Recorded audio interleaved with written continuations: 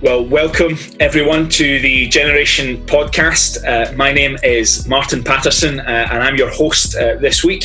I'm delighted to introduce to you today Dr. Karl Dahlfred, someone that I got to know a number of years back when we were visiting Thailand. He's joining us all the way from Florida today. Karl, thank you for being able to join us today. Thanks, Martin. It's great to chat with you. Just by way of introduction, Karl, can you tell us a little bit about yourself? Maybe, who are you? What do you do? A little bit of background and maybe where you've been serving in ministry. Sure. My wife and I have been missionaries with OMF International, Overseas Missionary Fellowship, working in Thailand for a number of years, since the mid-2000s. I've done church planning, theological education, publishing, and the past 3 years, before we moved to Florida this past March, I was in Edinburgh doing a PhD in world Christianity at the University of Edinburgh and worshiping at Blue Free Church in Edinburgh. So it was a wonderful 3.5 years, aside from the COVID era, of course. But our family is now in Florida, waiting to get back to Thailand, waiting on visas and a few other things. Looking forward to going back to teaching seminary in Bangkok. That's excellent, Karl. Thank you for giving us a bit of a picture of who you are and where you're from and what you've been doing. If you could, Karl, would you be able to tell us just a little bit about how you came to know Christ? Is that okay? Yeah, sure. I didn't grow up in a particular religious home. It was my mother said she was a Christian. My father just stayed home and watched political talk shows on Sunday morning and puttered around the house. It wasn't until I was in high school that I was invited to a youth group at a local Presbyterian church. And I didn't know what it was. I went there. There was games and there was friends, and I heard the gospel. And over the course of a number of months, I realized that God is true. The gospel is true. Christ is real. And, I committed my life to Christ. And from there on out, I was given a Bible by the youth pastor, and I read it. And it's like, this is true. This is something to anchor my life on. And it just really helped give me a sense of identity and purpose and a compass going forward. That's great. You mentioned earlier on, Karl, that your family, you're in Florida right now, but your family have been serving in Thailand, and you're waiting to get back to Thailand. I wonder if you could just unpack a few things around about that. First of all, how did you end up in Thailand? How did that all come about? And maybe secondly, and I can return to that question in a minute, but what have been some of the challenges maybe that have been facing you as you're waiting to go from Florida back to Thailand? Okay, those are two very different questions there, but I'll try to put them together here. So what first got us involved in Thailand? Years ago, coming out of uni, I knew I wanted to do long-term missions. It was just a matter of where, when, how. I'm from the United States originally. I'd done a short-term mission trip in Poland. I'd spent a year living in France. And so I was starting to get to know, the rest of the world. And I realized there's some parts of the world where they're not particularly Christian, but they have Christianity in their cultural background someplace. People are somewhat familiar with, Jesus and things like that. Think, North America, the UK, Europe. It may not be particularly Christian people, but there's churches around and, people have kind of heard of it. And me, in my naivete, I thought, well, if I go to a country that doesn't have Christianity in its cultural background, it'll be easier. Because, very, very foolish, isn't it? It's like, it'll be easier. But I thought, people are familiar with Jesus. I don't hear about Jesus. I know that Christianity stuff. But maybe if I go to a Buddhist country or Muslim country or something, it would be a fresh slate. And in a sense it is, because people are, in Thailand at least, people were willing to talk about spiritual things and hear about Jesus, but they had a whole host of other objections and obstacles to the gospel. So it didn't quite work out how I had that my 23-year-old self thought it would. I was just going to ask, how did you narrow it down to Thailand, for example? That's a great question. So my third year of uni, I went to InterVarsity Christian Fellowship, the American equivalent of UCCF. I went. They had a missions conference in the United States, and I went there. This was pre-internet, so I went around to all the booths. I gathered up all these little pamphlets about this and that and the other missions organization. Went home, stuck it all in the back of my wardrobe. And a few years later, I'd graduated uni. I was working, and I thought, I want to go and get some more missions experience. So I pulled this bag, this big plastic bag out of the back of my wardrobe, and I dumped it on the floor and started searching through things. And there was a few web addresses in there, so I started looking around for a 2 to 3 year opportunity to do missions in a part of the world that didn't have Christianity in its cultural background. So, an organization that allowed me to work with veteran missionaries so I could learn from them, because I knew I had still a lot to learn. Someplace I could teach English, because the whole support raising thing just really scared me. I mean, who would give me money? I'm nobody.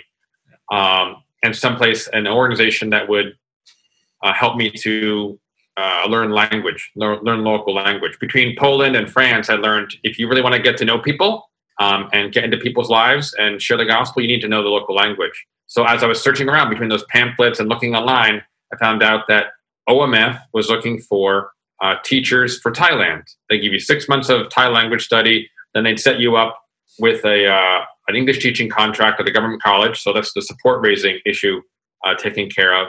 And they'd help set you up with that in a city where there was already a church planting team. I thought, wow, that sounds like a great opportunity. Where's Thailand? So really the place was secondary for me. Right. I was just looking for the right organization, the right opportunity, the right situation where I could learn and I could have, support. And so it was a particular situation more than a particular country. Mm-hmm. But when I went to Thailand, long story short, it just grew on me. I liked the people. I liked the food. At the end of my time there, I was traveling with some other missionaries, and, a woman who was, about 10 years my senior, who was a long-term missionary. She said, "Karl, are you going to come back to Thailand?" Mm. And I said, "Well, I don't know. We'll see." She said, "You should come back to Thailand. You already have a lot of the language. It'd be a shame if you didn't come back." I thought, well, yeah, surely I could. I do like the language, and there's a great need for gospel witnesses here. There's only 1% of the country that's professing Christian. That's if you count Protestant and Catholic together. So there's lots of opportunities, lots of need. I like it. And my, overly spiritual process was, sure, why not? Yeah. It's one of those things. Sometimes it is a case of, you're in a situation, you see the need. Yeah. And other people are able to identify gifts that you have that are able to help to get alongside and meet some of that need. That's really cool. Yeah, so that's how I got into Thailand. Thailand just kind of was the right opportunity at the right time. Now you had a second question there about yeah. So the second sort of semi follow up to how you ended up in Thailand is effectively how you're going to get back to Thailand given everything that is happening in the world at present during the pandemic and restrictions. What maybe have been some of the challenges that you and the family have faced as have been waiting to return to serving in Thailand, but also maybe what are some of the things you've been learning through these challenges and the sort of things being put on hold at present? Well, getting back to Thailand in this time period has been a real challenge. When I was in Edinburgh, I'd go back to Thailand every year to renew my missionary visa, which could only be done at the immigration office in Bangkok. Even in an online era, they still wanted to see your smiling face. But of course, as everybody knows, COVID just put an end to everyone's plans, particularly flight plans and international plans. So I lost my visa. I thought I finished the PhD in Edinburgh, would just go straight back to Thailand. But Thailand had very tight border restrictions. You have to do a 2-week hotel quarantine on your own at your own expense. And I didn't have a visa, so at the end of the PhD, we just my UK visa was expiring, so we came back to the United States. So right now we're in Florida in the US, and we're waiting for our visas to be processed. It could take a few months. We're waiting for some additional financial support to be raised. We didn't realize it initially, but we lost some support over the past couple years, and that put us under budget. So OMF wants us to get back up to, I think, at least 95%. In order to get the green light to go back. So challenges we're facing right now is waiting for visas, waiting for financial support to go up, and then we're keeping an eye on the COVID situation because, you know, as everybody knows, I mean, you could wake up the next morning and all of a sudden, you know, borders have opened or borders have closed, or this test is required, or that vaccine's required, or this one but not that one, and it's like, oh well, we thought we could go, but now it's pushed out 4 weeks. Like the delayed reopening in the UK. So you just never know what's going to happen. So it's interesting. Over this past year, everyone has had their plans disrupted because of COVID. You know, you want to plan stuff, you know, several months out, you know, plan plane tickets, but then it's canceled and canceled again. And you just, it becomes, in my experience at least, it was very frustrating to try to plan anything. You know, we were living in Edinburgh and we wanted to, you know, make a trip to Switzerland or make a trip to someplace else on the continent. But after a couple, you know, canceled EasyJet flights, it's like, you know what, you know, forget it. I'm just going to do day trips.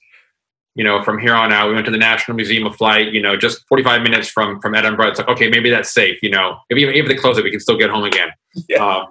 So my idea of what I can plan and how far ahead I can plan was just very, very much contracted. So missionaries on doing deputation, sort of, you know, developing, you know, new partner churches and trying to raise financial support, it's kind of like that. Will it take us, you know, another month, another 4 months, another 6 months, another year or more to raise the financial support that we need in order to get back to Thailand? People keep asking me, so how's the progress in getting back to Thailand? And I say, okay, I don't know. We're living in limbo in a sense. So how do we plan in this situation? That feeling of uncertainty that we all felt in this past year because of, you know, COVID and government restrictions and closures, that's kind of the experience that missionaries preparing to go for the field for the first time or trying to raise support to get back to the field. That's a regular experience for them. And that's what we're experiencing now. On the plus side though, it teaches trust, it teaches humility. I mean, in the book of James, it says, you know, don't say, you know, you go to this city for a year and make money and this will happen. But say, you know, if the Lord wills, we'll do this and that and the other thing. So on the one sense, as Christians, you know, God's given us brains, he's given us finances, he's given us, you know, means and things, things that we can use. So we have to make some sort of plans. I mean, it's irresponsible and unbiblical to not plan at all and just say, you know, oh, whatever happens, happens. I mean, you have to work ahead of time, but we also have to hold those plans lightly and say, you know, Lord, I'm going to prepare, you know, I hope this happens. If it doesn't, I'm sure you have something else in mind. So I think lessons like trusting God, praying, depending upon him, humility. I mean, the thing, if you've been a Christian for a while, you know, these are all good things and things that we all need to grow in, and we've gotten some lessons in them. But, you know, throughout life, you know, again and again and again, God gives us more opportunities to relearn humility and relearn trusting in him, and to strengthen our faith in him. So that's the plus side. But it's challenging because here in the U.S., and this would be true for, you know, missionaries in the U.K. as well, you know, preparing for the first time or on home assignment, you know, not having a clearly defined role. Yes, I need to contact supporters. I need to make connections with new churches. But I mean, I'm not a used car salesman. You know, in the American context, there's some people working with parachurches or missionary organizations who train their people to, you know, go get a coffee with someone and then lay out your ministry, and at the end say, so can I put you down for, you know, 200, 100 or 50 or 250? You know, what do you want to do? I'll write it down. It's like, I mean, that doesn't go well in the US all the time. And certainly in the UK context, you know, pushing people on money, that's not something that you want to do. I mean, thankfully I'm with OMF, in the former China Inland Mission. It's a faith mission. So we're not doing that car salesman thing. But at the same time, we do need to be making connections with people. But it's kind of a vague and undefined thing. You know, every day I need to sit down and think, okay, well, what am I doing today? What am I doing this week? What am I doing this month? What are the priorities? How do I focus this somewhat unfocused and amorphous time where I'm supposed to be preparing to go for the field, but I don't know, to the mission field, but I don't know how or when that's going to happen. So, yeah, it's just sort of a weird transitory time that needs focus and discipline, but doesn't have a lot of definition to it. Yeah, no, it's a challenging it's a challenging time in some ways, but like you were saying, there are also the positives, and there's a lot of wisdom there for us to relearn. Especially what you were talking about from James, holding things lightly. Really helpful advice, Karl, and it's even a case of, like, if this is going to happen as well. Like, that's one of the challenges that's really come to the surface for a lot of us, I think, over this past year is this even going to happen? Being able to trust the Lord in that, learning to wait for Him.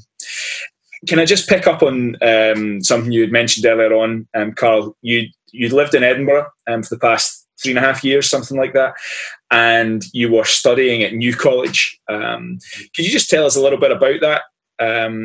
What were you studying, and maybe just touch a little bit about what your research was, because I'm sure people will be interested to find out.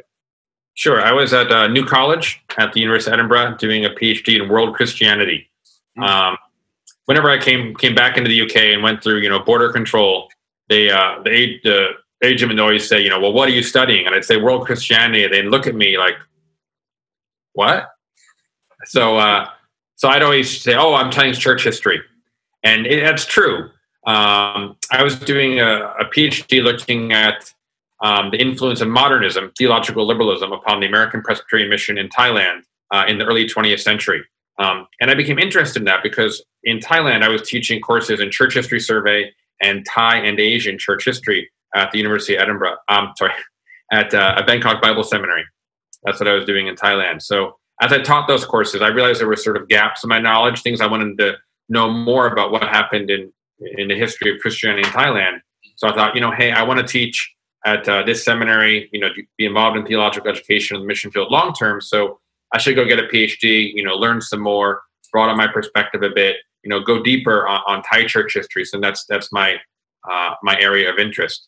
And it was an interesting study, and it's 100,000 words. So obviously this is just a short podcast, and I won't get into the details of this. Yeah. But the long story short of the thesis was that during a time of theological conflict in the United States and to a lesser degree in Europe, where you had conservatives and liberals having public fights, the mission in Thailand wanted to avoid all of that. So the head of the mission in Thailand, who was a modernist by his own confessional statements that he wrote down that I was able to look at in the archives, and he was definitely a theological liberal. He was of the 100 missionaries that he had in Thailand. He just wanted to keep a lid on conflict. You're upset with fundamentalists. Don't worry about that. You just be quiet and do your own work. You're upset with liberals. Well, we're all faithful Presbyterians here, so nothing to see here. Just everyone, don't have conflict. We're all faithful. Stop, being judgmental of one another, and certainly don't say anything to the people back on the home side about any kind of conflict or problems we're having here. Because the last thing that he wanted was unwelcome questions and unwelcome scrutiny from the home side. Because in the American Presbyterian context, the faithfulness of foreign missionaries was a real point of debate. So you had fundamentalists saying, there's liberalism on the foreign mission field. They're not really preaching Christ. And, others said, no, they're all faithful missionaries. Nothing to see here. We're fine. We're all really fine here. But there really was a mission drift. And I think, practically for today, if you have a mission organization, whether it's denominational or interdenominational, if you don't have those check-ins once in a while to reaffirm that we're all doctrinally on the same page and that we're all emphasizing things that are within the bounds of orthodoxy, then mission drift can happen. If you just assume that, year after year, we're all doing the same thing and thinking the same things and prioritizing the same things, things change. People change. I mean, someone who, in their ordination vows says, yes, I adhere to Westminster, this and that. 10 years, 20 years down the road, some of their views may have been modified. I mean, we don't need to be, nosy all the time and, suspecting of people of going off the rails unnecessarily. As the Apostle Paul says, we harm people. This is Calvin commenting on 1 Corinthians 13, that we harm people with our evil suspicions. So, love believes all things. Our default attitude is that we trust our missionaries, we trust our ministers, and we assume that they're being faithful to the scriptures, being faithful to their vows. So we don't want to harm people with an evil suspicion. But at the same time, it's good to realize that these shifts do happen, and it's good to have these conversations. Missionaries tend to be very practical people. Does it help with evangelism? Does it help with discipleship? Does it help with church planting? We also need to have those doctrinal conversations as well, because you can plant a church, but a church can unplant itself. Or a church can be planted, and then it can descend into heresy, prosperity gospel or whatnot. I know of a church that's happened to. There's many other examples. So for my thesis, mission drift can happen. It's important to have those conversations. We don't want to suppress debate on doctrine. To a healthy degree. There's a matter of what's the expression? Picking straws, is that? Or I'm looking for an analogy, but in my post PhD traumatic head damage right now. We all understand what you're trying to say, so don't worry. Some people say PhD means permanent head damage, and I half believe it. That's really helpful, Karl, and I'm sure it'll prove very fruitful in terms of teaching and ministry in Bangkok or indeed wherever in the world the Lord leads you guys to, because that sort of combination of a semi-laissez-faire approach, just kind of leave everything alone, just let it settle, accompanied with pragmatism, can on the surface not seem to be very dangerous, but over time can lead to big challenges, which grow arms and legs that we didn't really see coming even at that early stage. So that's really interesting, Karl. It's replaying in all sorts of denominational, battles today, where it seems like the loving thing to do is just to have a laissez-faire approach, like, oh, well, they love Jesus too. But it's not really avoiding conflict at the end. It's just delaying conflict. Yeah. Either you talk about it up front and, both parties are honest and saying, well, we're not really on the same page anymore. So, one of us should probably, move on to another organization or another denomination and part ways. But if you don't do that, if you don't have that difficult conversation, then you end up on the floor of General Assembly, with an accusation that someone's unfaithful and someone's saying they're not. It just becomes much uglier later on. Yeah, it takes you away from the advice that Calvin has on that you wisely quoted from earlier on in 1 Corinthians 13. So something that naturally comes out of this is clearly your desire to be involved in theological education, to serve and to equip those who are going to be involved in church leadership, those who will be involved in Christian mission. I know that's something you're passionate about. When I had the chance to meet up with you in Thailand, just for those who are listening, my wife and I were short-term in Thailand, and we actually sought out Karl in Bangkok to come to see the seminary, just to get a bit of an insight into what the seminary really was about, etc. Because theological education is one of those key things in seeing the gospel grow and flourish throughout the world. Can you, Karl, from your experience of being involved in that in a cross-cultural setting, maybe just give us some insight about why this is important in cross-cultural ministry? And perhaps as a follow-up question, a little bit like earlier on, why people with teaching gifts or further theological study should consider serving cross-culturally? Theological education in a cross-cultural setting has the same, reason as you do it back home in your own country. It's because if you have people who just love Jesus but are ignorant of what the Bible says, then you have all sorts of problems, pastoral problems and church politics problems and holiness problems and immorality problems. And then there's false teachers that come in from the outside, and people are easy prey when they don't know the scripture. They don't know what other churches do. They don't know what has been done, what they should do. So in the cross-cultural setting, and this is in Thailand, there's a very, very small church. It's about 500,000 people total in the country among Protestants, and you have a lot of small churches. So most churches are probably about 20, 30 people. So it's not that big. I'm sure, in Scotland, it's not hard to find small churches as well. Mm. But in small churches, there's just lots of challenges. There's leadership challenges. I mean, where you're going to find, elders, where you're going to find a pastor. I mean, there's lots of churches in Thailand that don't have a full-time pastor.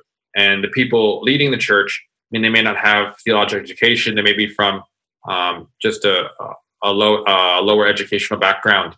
So it's more difficult for them to get in the scriptures and to read and think critically and prepare sermons and, advise people pastorally. They may have, quite a bit of wisdom from their lived experience, but it's not the same thing as theological education. So even though missionaries, they emphasize evangelism and church planting, as I said previously, I mean, you can plant a church, but a church can get unplanted. If it doesn't have a solid foundation, then it can fall prey to false teachers, or even just people fighting with one another amongst themselves. If you don't understand biblical reconciliation, for example, or their qualifications for leadership. So teaching in Bangkok, I had students coming in. I taught both bachelor's of theology students who tended to be on the younger side, about 18 to 22, and then master's students who trended in their 20s, 30s, 40s, and sometimes beyond. But for all of them, most of their experience was in their own local church, and maybe just a few churches in their area.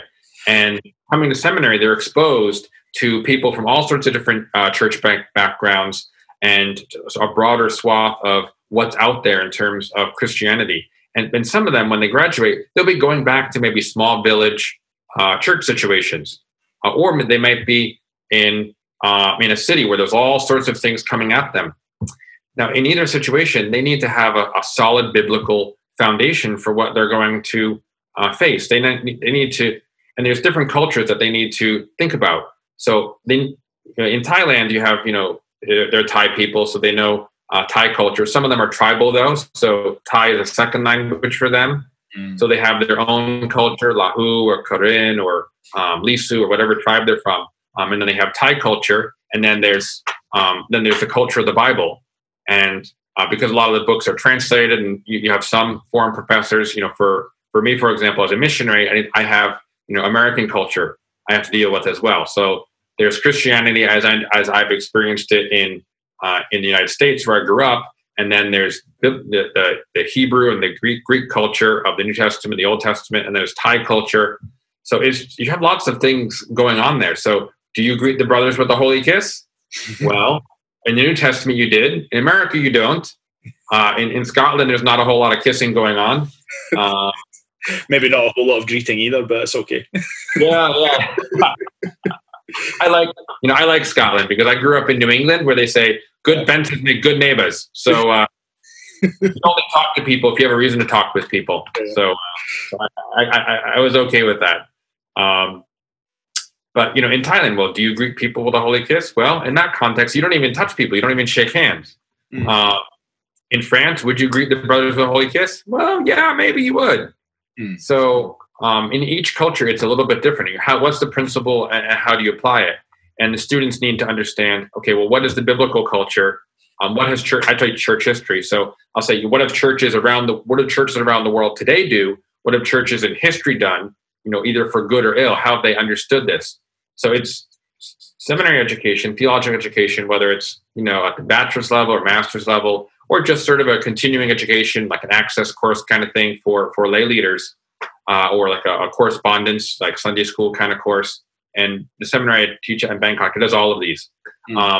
It's really important to help people understand the scripture better and better, so that when they encounter stuff around them in their local church, or a flyer comes, a brochure comes in the mail about international evangelist so-and-so is doing a meeting in this city, come, it's going to be wonderful. We have the miracle service.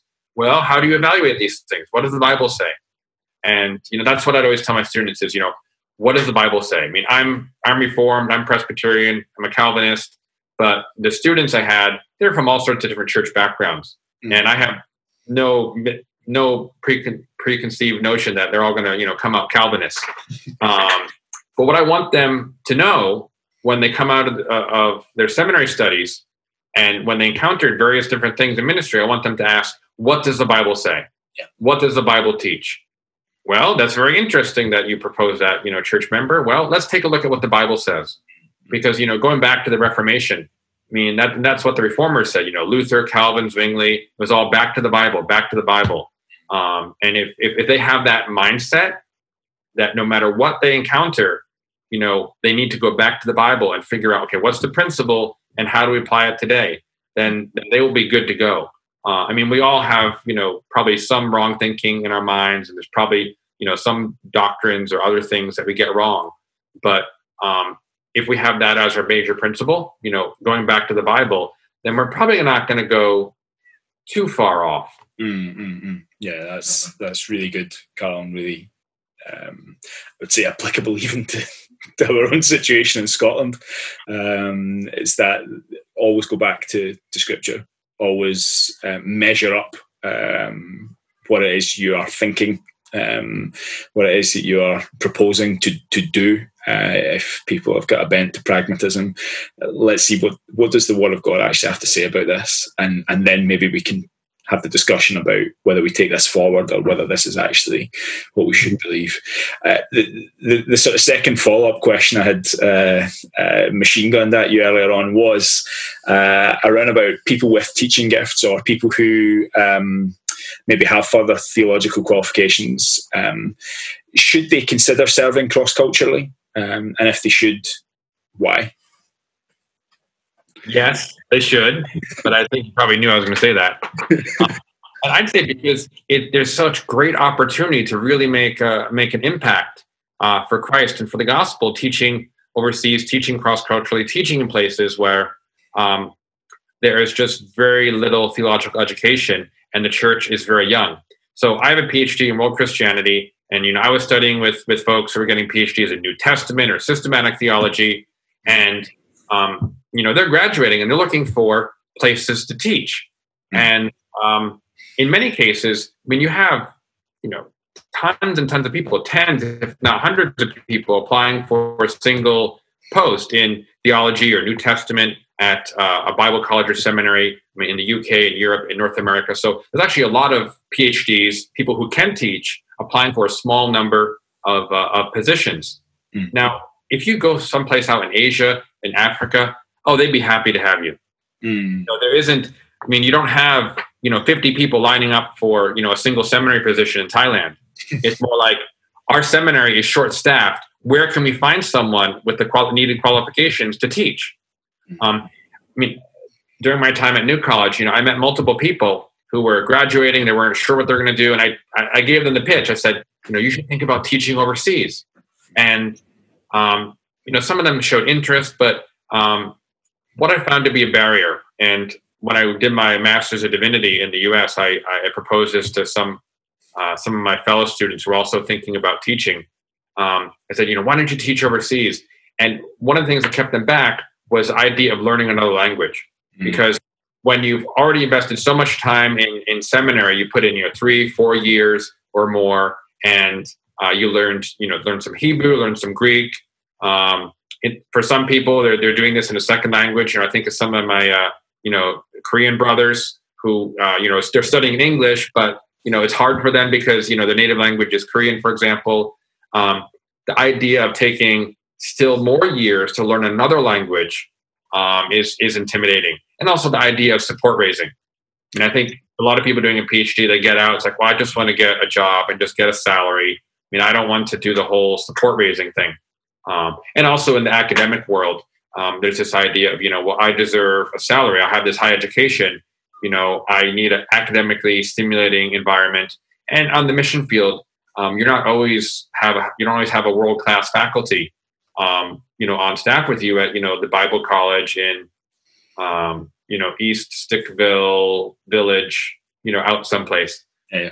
And those are some things that just people who are thinking about teaching and considering overseas need to count the cost. It's not going to be the career building, well salaried position that you might get at a Western institution, but it's a fantastic opportunity to invest in students' lives. So I was teaching at Bangkok Bible Seminary, only basically 10 or 12 people on staff, but it's probably one of the most well-known seminaries in the country. So it's an opportunity to sort of get in at the ground level of something that is growing, something that's developing, and contributing to something that you wouldn't be able to contribute to in your home country. So I'm teaching church history, and during my 4 years in Bangkok, I got Jonathan Edwards' Sinners in the Hands and Anger of God translated into Thai and had my students read it. They'd never seen it before. The Didache, which is one of the early church documents in the post-apostolic era, students never seen that before. Both of those, there was never a Thai translation previously. I'm hoping to get some other stuff translated in Thai and sort of expose students to these things for the first time. In the English language, those resources, there's been translations and retranslations of stuff like the Didache. You have tons of, Bible scholars doing this and that. A lot of the basic materials have been done. I would love to see a biography of Martin Luther or John Calvin in Thai. Currently, it doesn't exist. You get a few pages in a 1-volume church history, but that's kind of it. So it's just an opportunity to make a difference in students' lives and to do something that you wouldn't be able to do in your home country, because there's just a glut of PhDs. There's a glut of people with theological education for a limited number of posts. But if you're someplace out in Asia or Africa, the opportunity to really make a difference and have an input is just fantastic. Yeah, you're selling it to me, Karl. To be honest, it sounds excellent, and I think as well it's. I don't want this to come across as how it may sound, because I don't mean this, but what you're talking about is very much for the church. We're doing that for the church. Now, that's not to say that if we stay in the UK or the States or whatever else, we're not doing theological education and academic theology for the church. It's not what I'm saying. It's just thinking through, right, okay, if there's no place for me to be able to do this at this point in time in this location, maybe God, are you inviting me to do this in another part of the world so that the church can grow and so that your glory can be seen and experienced more and more amongst the peoples of the world? It's really helpful and just good practical insights as well from yourself of what that looks like and what that experience is like. Karl, yeah. I was just going to say we could talk on for a long time, but I'm going to need to wrap up just now. Thank you so much for taking the time to spend with us. Thank you everyone for listening. It's been great to get a chance to chat with Karl. Thank you once again for joining from Florida. And we will be praying that you guys are able to get back out to Bangkok sometime later on this year. It's been my pleasure. Thanks again, Martin, for a great conversation today. No problem, Karl. Cheers. Cheers.